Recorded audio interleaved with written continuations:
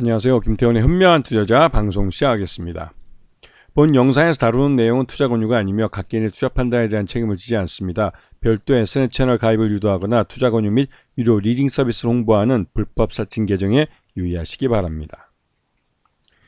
자, 오늘은 YG엔터에 대해 좀 말씀을 드리겠는데요. YG엔터는 예전에 난리가 많이 났었죠. 그 주요 아티스트들이 약물이나 여러 가지 문제로 그 구설수를 일으키면서 회사가 거의 망하기 직전까지 갔다가 왔다고 해도 과언이 아닌데요.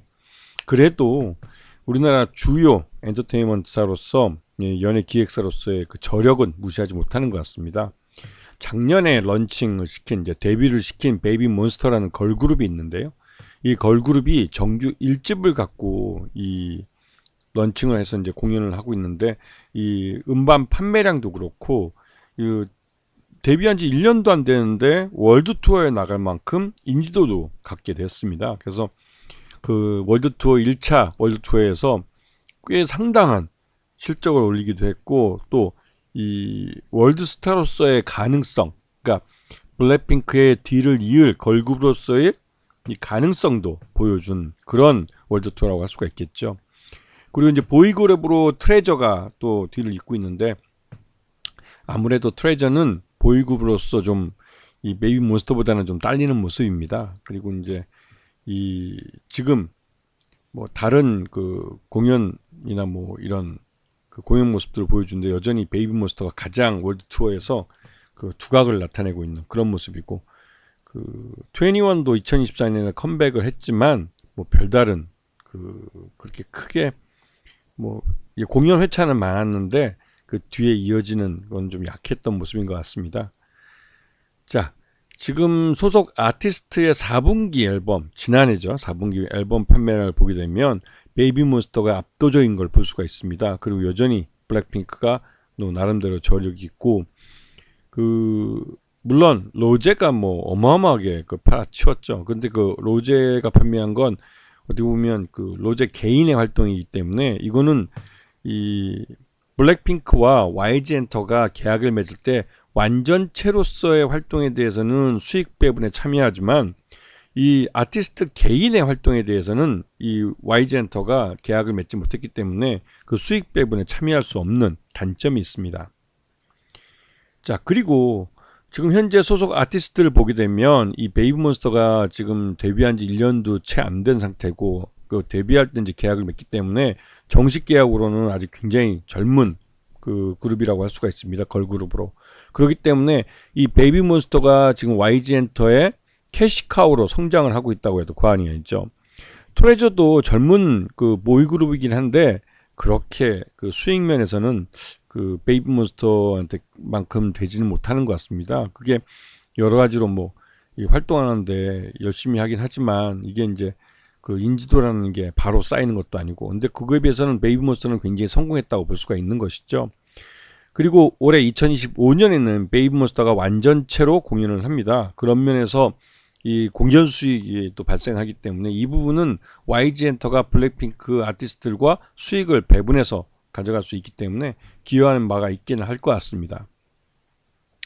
그래서 베이비몬스터가 작년에 2024년에 이제 처음으로 데뷔를 했고 아주 파릇파릇하죠.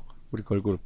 이 베이비몬스터가 아직 이 시작한 지 데뷔를 2023년에 했기 때문에 그 2024년 거의 1년도 안 됐죠. 1년 좀 넘은 건데 이 베이비몬스터는 그 월드 투어 첫 번째 월드 투어에서 성공을 했고 그 수익도 꽤 큽니다. 그런데 이렇게 첫 1회차, 첫 회년차, 그러니까 첫 7년차 겨울에 이제 계약에서 이렇게 인기를 얻고 나름대로 이제 그 월드 투어 공연까지 할 수 있게 되면 그 말 그대로 이제 베이비몬스터라는 이런 아티스트들은 회사의 캐시카우가 될 수 있는 가능성을 보여준 겁니다. 이거는 블랙핑크의 뒤를 이어서 이 YG엔터의 주 캐시카우로서 주 수익원이 될 수 있는 가능성을 시장에서 보여준 것이죠.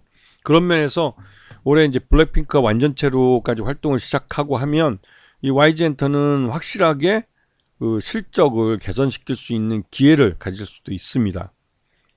그리고 작년 실적을 보게 되면 영업 손실이 발생을 하는데요. 그러니까 적자 전환을 하기도 했고, 그리고 다른 활동을 해서 뭐 겨우 한 200억 정도 순이익을 만들긴 했습니다.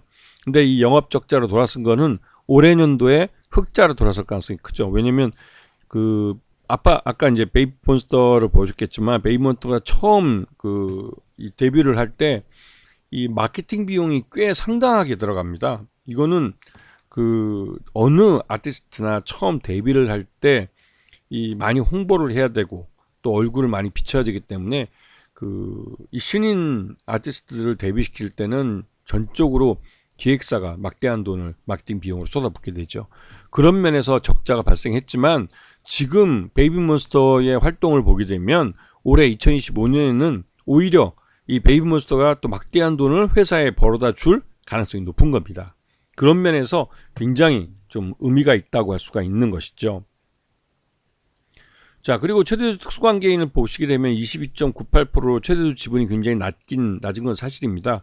그래서 주가가 높아야 되는 수밖에 없는데요. 그래야만 경영권을 안정적으로 지켜갈 수가 있는 것이죠. 그리고 5% 이상 주주로 네이버가 8.89%로 주주로 참여하고 있고, 이 주주 지분은 꽤 오랫동안 함께 왔던 지분이기 때문에 쉽게 움직일 지분이라고 보이지는 않습니다. 그리고 요번에 2월 26일 날 국민연금에서 5.03%의 지분을 처음으로 공시를 했습니다. 이 말뜻은 5% 룰에 따라서 이제 한 주만 움직여도 공시를 해야 될 의무가 생긴 겁니다. 그 말뜻은 국민연금이 5% 이상 일단 발을 담근 것은 이 YG 엔터테인먼트의 실적이나 앞으로의 성장 가능성, 발전 가능성을 긍정적으로 보고, 그리고 이 국민연금이 5% 이상 지분을 취득했다는 것을 시장에 일부러 보여주기 위해서 5% 이상을 보유한 게 아닐까라는 그런 생각이 좀 들긴 또 합니다. 왜냐면 5% 이상 지분이 늘어야만, 5%에서 플러스 한 줄에도 더 늘어야만 5% 룰에 따라서 지분을 공시해야 될 의무가 생기기 때문이죠. 그리고 여기서 아까 말씀드렸지만 YG 엔터테인먼트의 지금까지 캐시카우 역할을 해줬던 블랙핑크가 2025년에 완전체로 컴백을 하고, 이 완전체 컴백으로 월드 투어를 하는 것은 여기서 나온 수익에 대해서는 YG 엔터도 수익 배분권을 가지죠. 물론 이 블랙핑크하고는 2차 계약을 맺었기 때문에, 재계약을 한 거기 때문에 이 수익 배분 구조에서 YG 엔터테인먼트는 굉장히 약자입니다. 왜냐면 지난 첫 번째 계약에서 YG 엔터테인먼트가 더 처음에 데뷔를 시키고 했던 그런 것 때문에 수익을 많이 가져갔다면, 두 번째 재계약에서는 거의 한 80% 정도를 이 아티스트들이 가져갑니다. 그리고 겨우 비용 정도 커버할 정도를 연예 기획사가 가져가는 그런 쪽으로 계약을 맺는 경우가 많죠. 물론 구체적인 계약 조건이 공개되지 않기 때문에 수익 배분이 어떻게 될지는 모르겠지만, 그래도 YG 엔터테인먼트가 손해보지 않는 정도에서 이 블랙핑크와 수익 배분을 할 가능성이 커 보입니다. 자, 그리고 아까 말씀드렸던 베이비몬스터가 데뷔 1차년도밖에 안 된 그런 걸그룹인데, 벌써부터 보시면 아시겠지만 이 월드 투어를 지금 나름대로 열심히 잘 다니고 있습니다. 그리고 이에 대해서 긍정적인 시장 반응을 먹고 있고, 이러한 월드 투어가 늘어나면서 추가적으로 월드 투어를 더 이제 가게 된 것이죠. 이건 이제 월드 투어가 어느 정도 성공하고 있다는 걸 보여주고, 이게 뭐 하반기까지 다시 또 월드 투어를 추가적으로 연장해서 갈 정도면 말 그대로 베이비몬스터가 성공하고 있다는 것을 보여주고 있습니다. 이건 YG 엔터로서는 굉장히 큰 희소식이기도 하고, 왜냐면 아까 말씀드렸겠지만 이 첫 해년도 이 처음 계약을 맺은 걸그룹이나 뭐 이런 아티스트가 월드 투어까지 성공할 정도로 이 얼굴을, 인지도를 알리고 인기를 얻게 되면 그 수익이 그러니까 기하급적으로 늘어나기 때문에, 이러면은 오히려 이제 연예 기획사 쪽에서 수익을 더 많이 가져가는 수익 배분 구조를 갖고 있기 때문에 이 YG 엔터로서는 말 그대로 캐시카우가 새로 생긴 거라 볼 수가 있는 것이죠.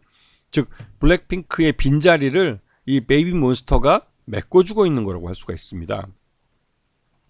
그리고 여기다가 넥스트레이드라는 이 대체 거래소가 이제 4일부터 거래를 시작하는데, 여기에 이제 YG 엔터가 첫 번째 거래되는 그 종목들 사이에 이름을 올리고 있습니다. 그리고 무엇보다 중요한 건 이 YG 엔터가 첫 거래일 날 이 거래량이 다른 종목들보다 훨씬 더 많이 거래됐고, 또 시간 외에서도 한 4% 정도 오르는 모습을 보였다는 것입니다. 그게 YG엔터가 그 나름대로 이제 그 지금 시장 내에서 그 실적도 개선될 가능성이 높고 누가 봐도 지금 살만한 가격대에 있는, 아직까지도 주가가 더 오를 수 있다고 그러니까 더 오를 수 있다고 생각하는 투자들이 훨씬 더 많은 것이죠.